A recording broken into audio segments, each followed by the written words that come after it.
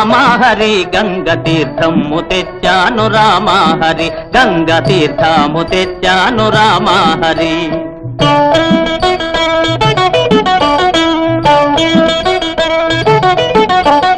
కాశీకి పోలేదు రామహరి ఊరి కాల్వలో నీళ్ళండి రామహరి మురుగు కాల్వలో నీళ్ళండి రామహరి. ఈమె మాటలు పట్టించుకోకండి. ఈ పిల్ల మా మేనగోడలు నన్ను సంసారాలు నంపడంలో దింపడానికి వచ్చింది.